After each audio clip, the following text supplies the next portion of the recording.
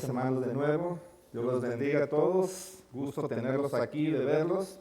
Vamos a comenzar con este tema el día de hoy, de Marcos 13, del 13 al 19, lo que vamos a ver el día de hoy.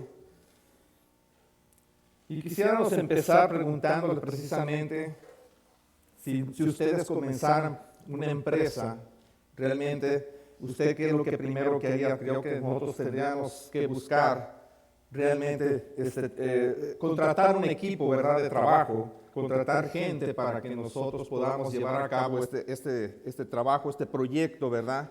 Y este equipo que te pueda ayudar a llevar adelante esta gran misión, este gran proyecto que nosotros tenemos. Y ustedes imagínense que tuvieran una empresa, estuvieran empezando con esa empresa, que eso es lo que empezaríamos nosotros. Ahora, nosotros nos preguntaríamos, o la pregunta sería, ¿qué tipo de personas ustedes buscarían para comenzar esa empresa, ese proyecto que tienen ustedes en mente? Seguramente pensarían realmente en esas personas, cuál es la experiencia que tienen. Yo creo, ¿verdad?, que eso es lo más seguro, que buscarían la experiencia, cuál es su formación académica que tiene cada uno de ellos, ¿verdad? ¿Cuál es su capacidad de comunicarse con las personas? También es muy importante a la hora de estar trabajando la comunicación con los demás, ¿verdad? Pero también, ¿qué capacidad tiene de trabajar en equipo esa persona? ¿Será importante todo eso? ¿Será importante que esa persona tenga esa capacidad de trabajar con los demás? Pero también yo creo que sería, ¿qué tan responsables serían las personas que usted va a contratar para ayudarle en esa empresa que usted va comenzando? Pero también quizá, y algo muy importante, sería cuál es su carácter que él tiene. Imagínese usted que si esa persona no tuviera buen carácter, ¿cómo sería esa empresa? ¿Sería que esa empresa llevaría a buen fin? Entonces sería muy importante que esa persona tuviera un buen carácter, creo yo, o no sé qué piensan ustedes. Sería importante que esa persona tuviera esas características. Ahora bien, después de estas características que nosotros vemos en las personas, ¿qué otra cosa empezaría a hacer usted? Yo me imagino que las empezaría a entrevistar, sería el segundo paso, ¿verdad? Entrevistarlos a cada uno de ellos para ver cuáles son sus capacidades. Una de las cosas que vamos a empezar también a ver en este proyecto, hacerle a esas personas serían pruebas, ¿verdad? Probarlos, revisar sus antecedentes, cuáles son sus antecedentes de trabajo que tienen anteriormente, pero también todo para asegurarse de que son los indicados para esa tarea, ¿verdad? Ahora, incluso es probable que buscará recomendaciones. Cartas de recomendación, sería muy probable que nosotros le pediríamos a esa persona, y cuando nosotros vamos a trabajar, que eso es lo que nos pide, ¿no? Una carta de recomendación de que para saber si estamos aprobados precisamente para buscar, para que nosotros seamos contratados. También podemos analizamos su rendimiento del pasado y tomaremos decisiones basadas en ese potencial demostrado que nos está dando la persona. Eso es lo que nosotros buscaríamos realmente. Ahora, ¿por qué nadie quiere invertir en alguien que no tiene posibilidades de dar resultados? Nosotros no invertiríamos en una persona que no nos va a dar resultados. Sería desastroso si nosotros no vemos unos resultados realmente fehacientes en esa persona. Entonces es por eso que nosotros tendremos que asegurar de que esa persona reúna todas esas características. Pero en Mateo 3, 13, 19 vemos algo completamente diferente. Lo que Jesús hizo también es porque también Jesús necesitaba formar un equipo de trabajo que fuera a trabajar con él para llevar un proyecto que Jesús tenía.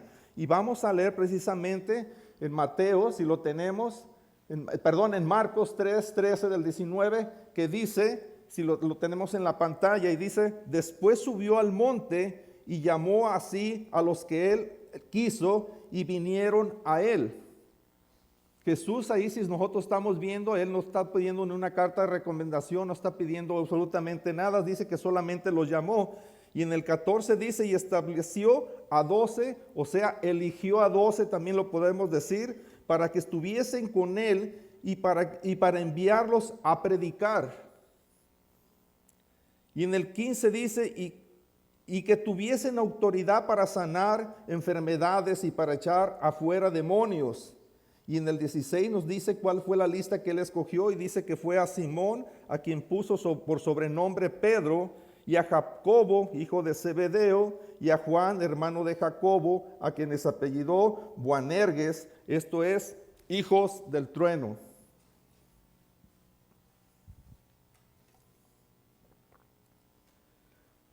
Andrés, Felipe, Bartolomé, Mateo, Tomás, Jacobo, hijo de Alfeo, Tadeo, Simón el cananista, a Judas Iscariote, el que le entregó, y vinieron a casa. Estas fue el equipo que Jesús decidió, vamos a ponerlo así, contratar o pedirles que vinieran a él. Pero no eran personas realmente calificadas, y nosotros lo estamos viendo. Vemos que el ministerio de Jesús estaba creciendo, las multitudes aumentaban, y Jesús vio que era tiempo de empezar a preparar a personas, capacitarlos, a hombres que pudieran continuar realmente con la obra que él quería hacer. Y eso es lo que estamos viendo aquí.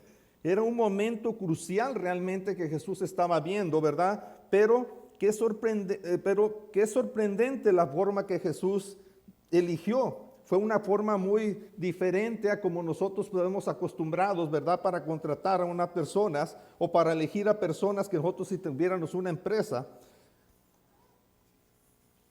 No se basó realmente en su reputación, en su nivel académico. O sea, Jesús nunca dijo, vamos a ver qué tan preparado usted es académicamente, sino que más bien, ni tampoco él realmente se fijó realmente en sus éxitos personales que tenían en el pasado. O sea, Jesús nunca se fijó en nada de eso.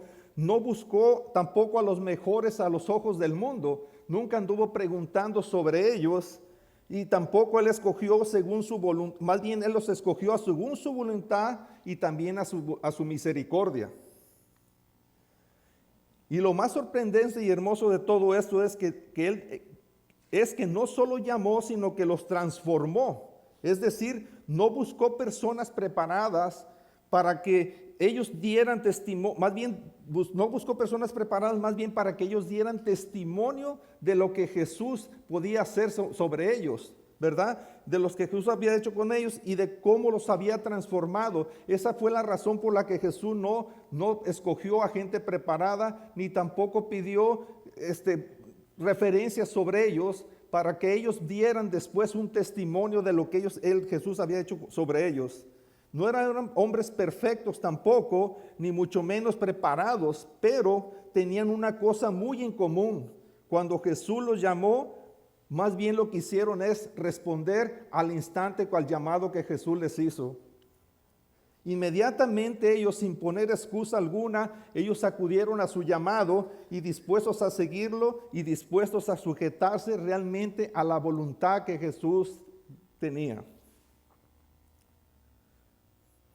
Y algo muy importante, tal vez nosotros o ustedes no se consideran el más preparado, pero sí les puedo asegurar que Jesús te llama es porque Él sabe lo que puede hacer en ti, contigo. No importa cómo te ve el mundo, a lo que diga la gente, no importa lo importante es que Dios ve tu corazón, lo que tú tienes, y ve la disponibilidad que tú tienes para servirle. Otra de las cosas que podemos ver es que debemos dejar de esperar que todo sea perfecto. Si nosotros esperamos una perfección, nosotros nos vamos a quedar ahí en ese momento sin poder servirle. Nosotros no debemos esperar llegar a una perfección realmente. Ni podemos esperarnos qué es lo que piense el mundo de nosotros o que la gente lo que diga. Y muchas veces es lo que nosotros nos detiene, el qué puede pensar la gente de nosotros, de lo que podemos hacer. El que realmente puede ver en nosotros es Jesús, lo que podemos hacer. Lo importante es que Dios ve en tu corazón qué es lo que tú tienes. Otra de las cosas que podemos ver es que debemos esperar todo sea perfecto para comenzar a servir a Dios. Él llama más bien a los dispuestos, no llama a una persona perfecta. Y vemos muy bien en este pasaje que realmente Jesús no vio la perfección de los discípulos que él llamó, sino que realmente vio una disposición que tenía cada uno de ellos en su corazón. Ahora, una pregunta que yo les quiero hacer realmente aquí es: ¿qué están dispuestos están ustedes a escuchar el llamado el día de hoy y confiar el que Él te formará para su propósito?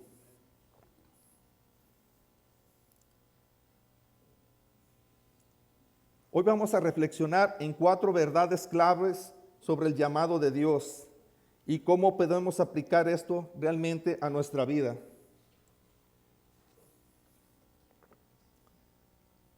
La primera reflexión que vamos a ver es: el llamado de Dios es por su voluntad, no por nuestros méritos.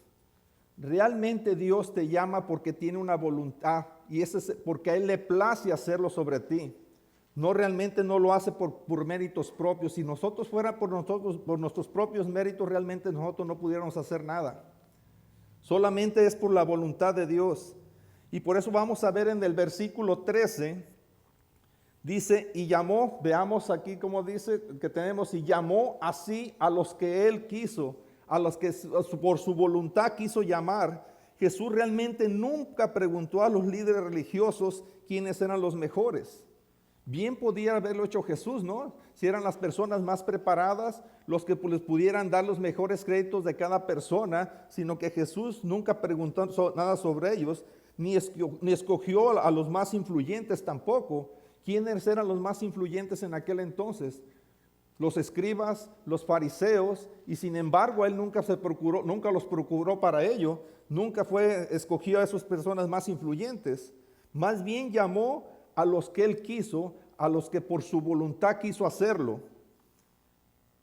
Fue una decisión soberana y llena de gracia por la cual Jesús lo quiso hacer. Es decir, Jesús hizo la elección de los 12 con una absoluta autoridad y sin estar sujeto a nadie, y tampoco se dejó influenciar por nadie pretendiendo que se lo merecía.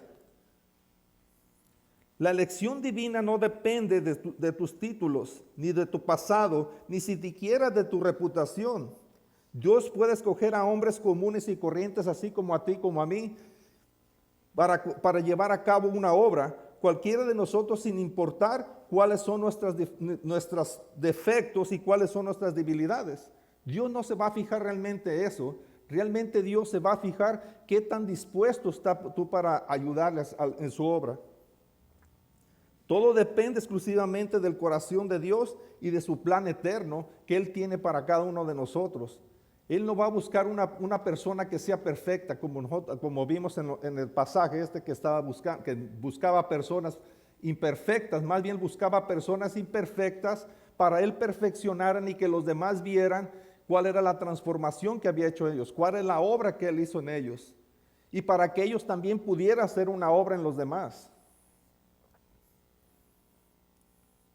Hay algo que debemos evitar, y una de las cosas que nosotros debemos evitar realmente es dejar de compararnos con otros. ¿Y qué es lo que hacemos muchas veces? Compararnos es lo que realmente hacemos muchas veces, y es por eso que no podemos servirle al Señor.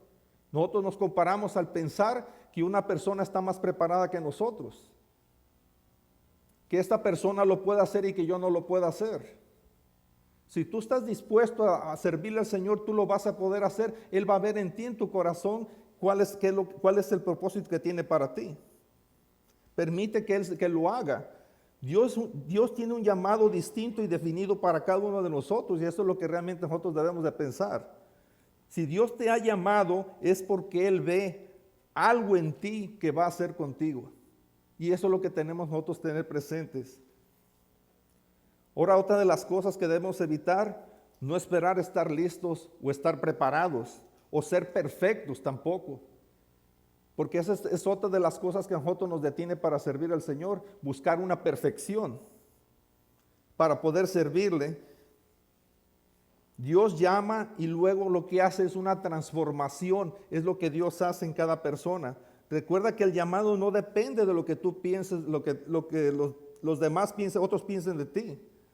Aquí lo más importante viene siendo lo que Dios opina de ti, no de lo que la gente opina de ti.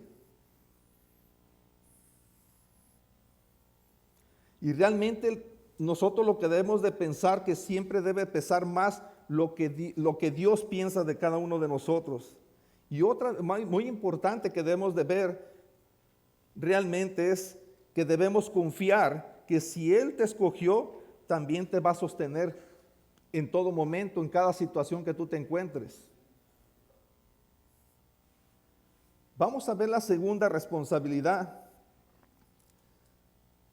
la segunda reflexión, y dice: nuestra responsabilidad es responder al llamado de Dios. Si nosotros vemos en el versículo 13 también dice: y vinieron a Él.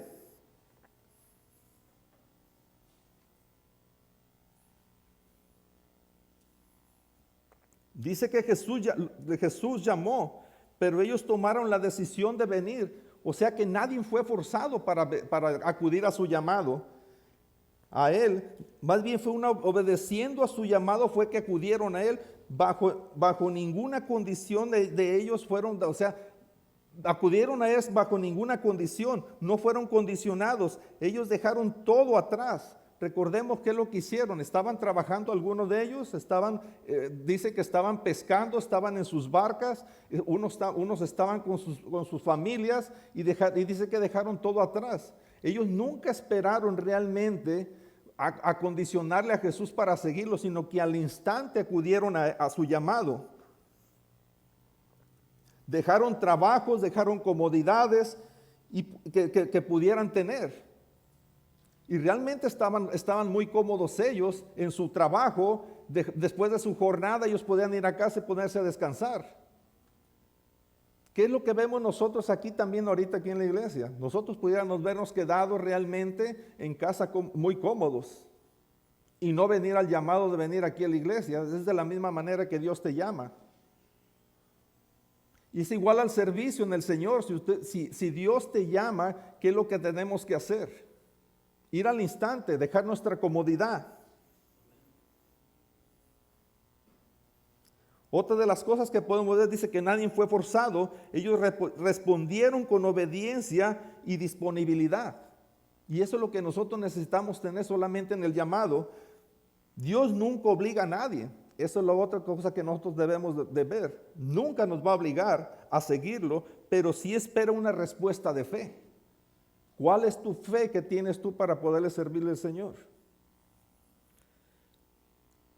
Una de las cosas que tenemos que tomar en cuenta también, que el llamado requiere realmente de una acción, de una rendición y también de una entrega total a Él. Hay que tener presente algunas cosas. Cada vez que escuchemos la palabra de Dios, Él realmente nos está llamando. Y una pregunta que nos podemos hacer, realmente cuando Dios nos está llamando, ¿nosotros respondemos a su llamado o ignoramos a su llamado? Ahora, ¿qué significa responder al llamado?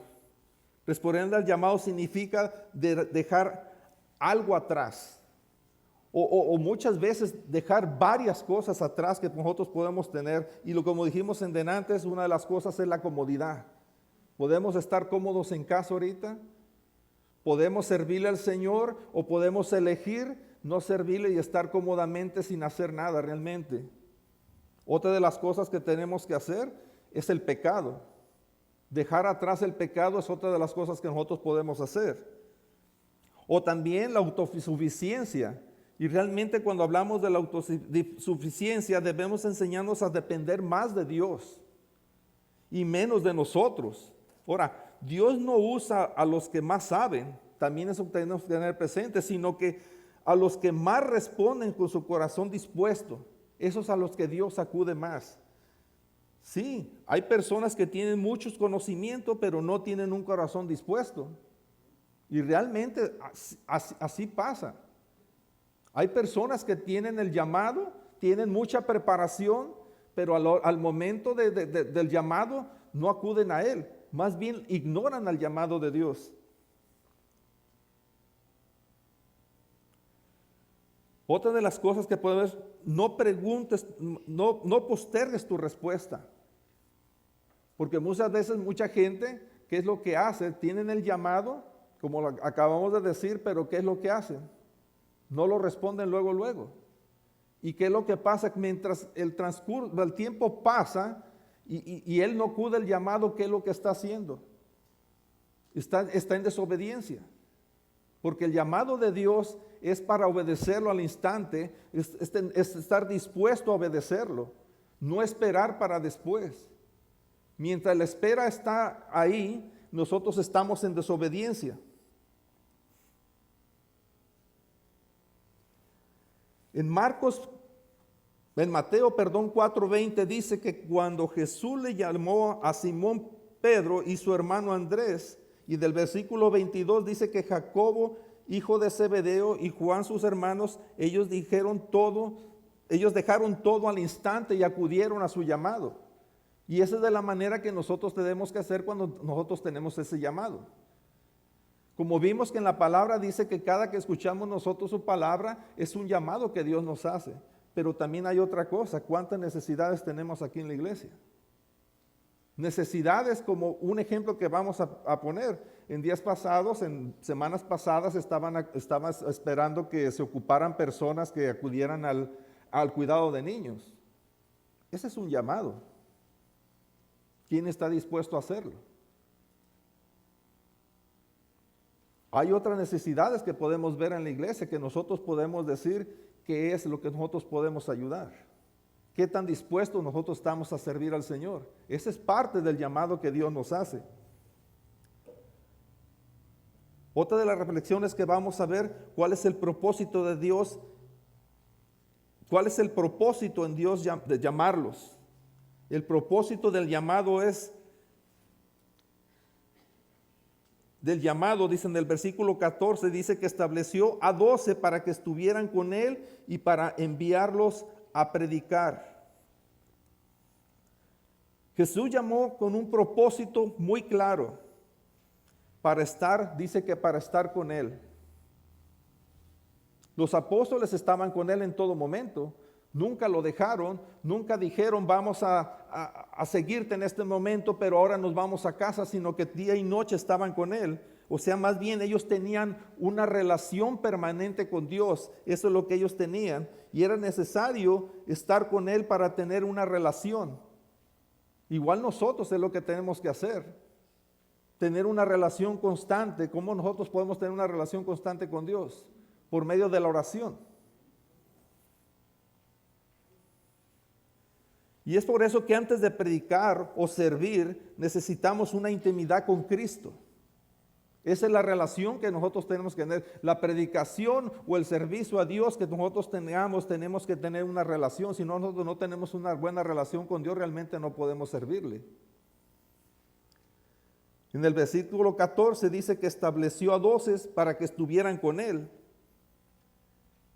Y realmente el llamado comienza con una comunión, con una relación constante con Él. No podemos dar lo que hemos pedido sin recibirlo primeramente. Ahora, estar con Jesús transforma nuestra mente, nuestro corazón y nuestro carácter. Si nosotros nos podemos pensar cómo éramos antes, cuál era nuestra mente, cómo estaba nuestro corazón, cómo es ahora, cómo ha cambiado las cosas. No es que cambien de la noche a la mañana, es un proceso, pero realmente de la única manera que podemos cambiar es realmente tener una relación con Dios.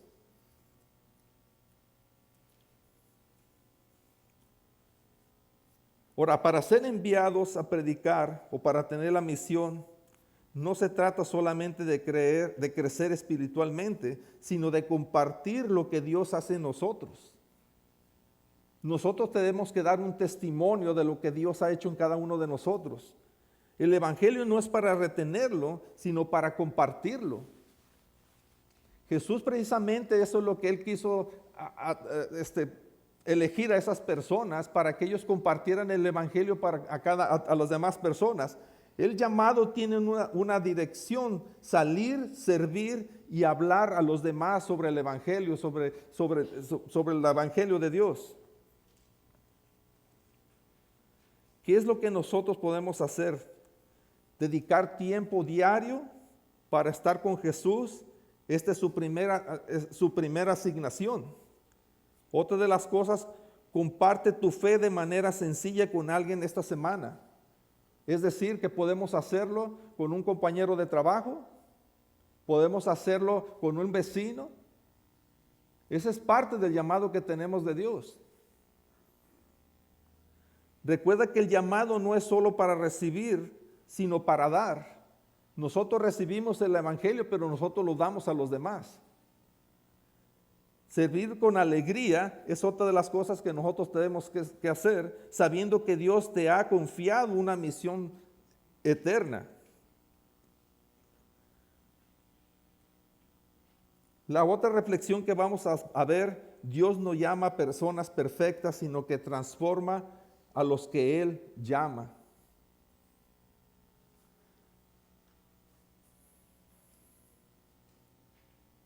¿Cuáles fueron las personas que Jesús llamó? ¿Qué tan perfectas eran cada una de ellas? Dice que escogió a 12 hombres, muy diferentes cada uno de ellos, tenían muchas diferencias, cada uno con un historial realmente, ¿verdad? Pero personas disponibles y también con sus debilidades, pero también con un carácter muy diferente cada uno de ellos. Pero en lugar de rechazar los que hizo Él por sus fallas, más bien los formó con paciencia. Veamos algunos ejemplos de ellos, cómo eran. Por ejemplo, Simón Pedro, si lo tenemos aquí, ¿cómo era Simón Pedro? Era una persona impulsiva, dice aquí. Dice que era una persona muy terca. Dice que era una persona que se enojaba muy fácilmente, ¿verdad? Esa era la forma, el carácter que tenía él. Y otra de las cosas, dice que llegó a ser después de que Jesús lo transformó, dice que llegó a ser un líder humilde y fue una persona muy valiente, ¿verdad? Entonces, ¿cómo vemos la transformación que Jesús hizo en esta persona? Y lo podemos ver aquí en 1 Pedro 5 del 1 al 3, si lo quieren anotar, y lo pueden después descubrir cuál fue la transformación que él hizo en Simón Pedro.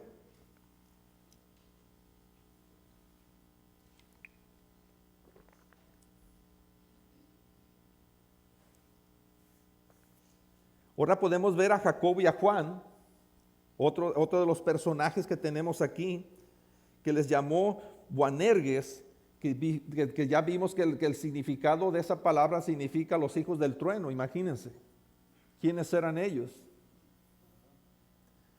Y dice que eran personas temperamentales, y eran personas ambiciosas. Inclusive dice que querían bajar fuego del cielo para destruir. Imagínense la persona que eran ellos, qué corazón tenían, qué mente tenían ellos, pero cómo fueron transformados también. Y dice que Jesús los transformó en testigos de amor y servicio, y eso lo podemos ver en 1 de Juan 4:7. Y vemos a cada uno sus formas de ser de cada una de las personas, y vamos a ver a Mateo. ¿Quién era Mateo? Un cobrador de impuestos, que realmente lo tenían como un ladrón, porque robaba en los impuestos esa persona. Era una persona mala, el pueblo no lo quería.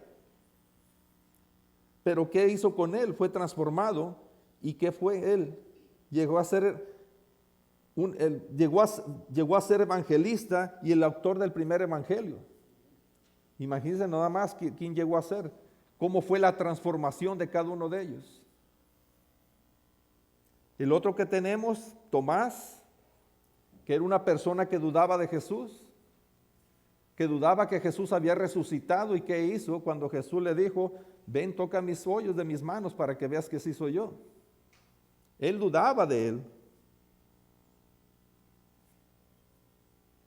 Pero al final, ¿qué fue lo que hizo? Él dice que reconoció. ¿Y qué fue lo que dijo? Señor mío y Dios mío. Y eso lo podemos ver en Juan 20:28.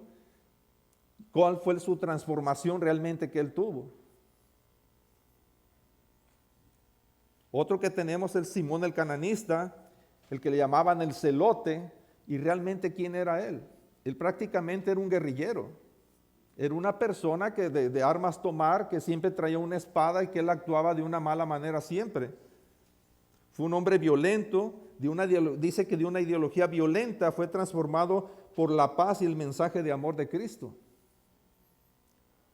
Otro que tenemos ya el último es Judas Iscariote, y dice que él tuvo la oportunidad de ser transformado, pero ¿qué hizo? Mejor prefirió seguir otro camino y no ser transformado por Dios.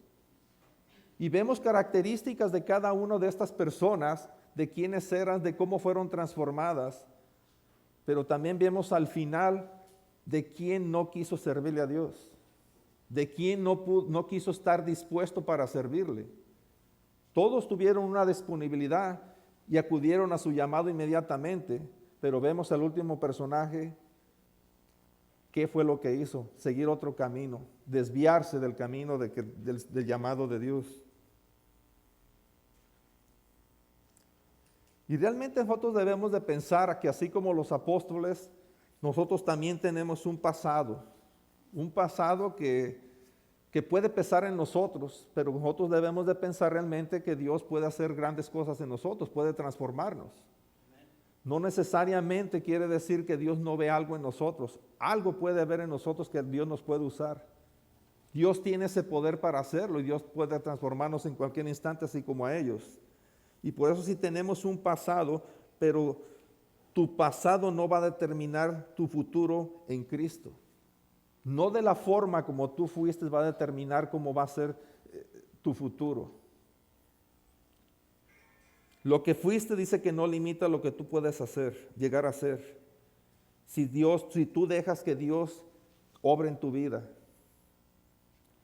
Cada debilidad puede ser transformada por el poder de Dios. Todos tenemos debilidades, pero Dios puede transformarte, puede transformar tu vida, puede transformar tus debilidades. Otra de las cosas que podemos ver que nosotros no debemos subestimar lo que Dios puede hacer contigo si tú te dejas transformar. Solamente es importante que tú permitas que te dejes transformar por Dios. Si así como Judas no permitió ser transformado, pues así podemos quedar. Pero si nosotros dejamos que Dios nos transforme, Él lo puede hacer. ¿Nosotros podemos fallar? Sí, nosotros sí podemos fallar. Pero aunque fallemos nosotros, Dios puede restaurarnos y usarnos para su gloria. Eso es lo único que nosotros podemos ver. Solamente tenemos que confiar en Él. Y realmente desde que Jesús hizo el llamado a los apóstoles y hasta el día de hoy, Dios todavía sigue llamando a cada uno de nosotros. Una de las cosas ya para terminar, no debemos buscar, no buscar currículos. Dios no busca currículos, más bien busca corazones dispuestos. Él no exige perfección, más bien lo que Él te ofrece es transformación. El llamado de Dios realmente es un privilegio y una responsabilidad y una invitación a ser parte de su misión eterna. Si Dios te llama en este momento, yo quiero hacerte una pregunta. ¿Estás dispuesto a responder como los 12 apóstoles? Tenemos que ver que ellos vinieron a Él, ellos aprendieron de Él, fueron enviados por Él y fueron y transformaron al mundo. Nosotros también podemos hacer eso y nosotros somos llamados a transformar el mundo por medio del Evangelio. Simplemente lo que nosotros tenemos que hacer es dejarnos transformar, acudir a su llamado y poder hacer la obra que Él nos tiene para cada uno de nosotros. Cada uno de ellos tuvo sus luchas, sí. Nosotros tenemos luchas, también nosotros tenemos luchas. Pero también tuvieron fracasos, pero Jesús no se rindió con ellos. Ellos también fracasaron en muchas situaciones. Y tampoco se va a rendir con nosotros. Él siempre va a estar con nosotros presentes. Dios siempre cumple sus propósitos, sus promesas. Y nosotros lo podemos ver después de que Jesús mandó a los 12 apóstoles a ser sus discípulos a todas las naciones. En Mateo 28:20 dice, y aquí yo voy con vosotros todos los días hasta el fin del mundo. Y esa es una de las promesas que Dios tiene para nosotros y que Él puede cumplir y va a cumplir siempre, y cumplió con los apóstoles también.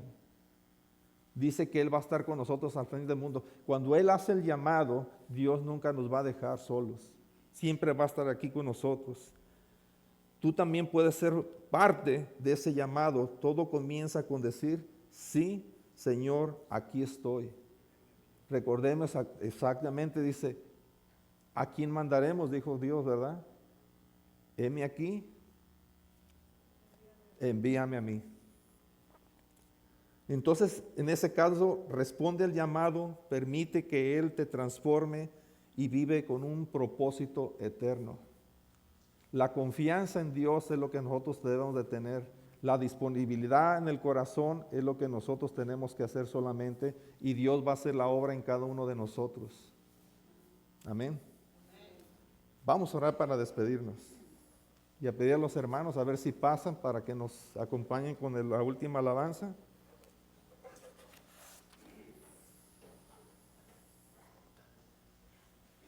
Gracias, Señor, te damos en esta mañana.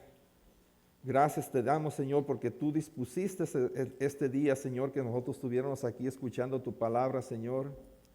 Y te pedimos, Señor, que sigas obrando en cada uno de nosotros, Señor, para así poder servirte, Señor. Danos ese llamado, Señor, y pon la disposición en el corazón, Señor, de servirte en cualquier área que tú desees, Señor. Tenemos un corazón dispuesto, Señor, a servirte. Así tengamos fracasos, así tengamos dificultades, Señor, nosotros confiamos en que tú siempre estarás con nosotros, así como dice tu palabra, Señor, que tú estarás con nosotros hasta el día de tu venida, Señor. Gracias, Padre, por esta mañana, Señor. Te agradezco, Señor, por cada uno de los aquí presentes, Señor. Te pedimos, Señor, te pido, Señor, grandemente por cada uno de ellos, que tú, Señor, obres en su vida y obres en su corazón, Señor. Gracias te damos, Señor, en este momento. Y en el nombre de Cristo Jesús. Amén.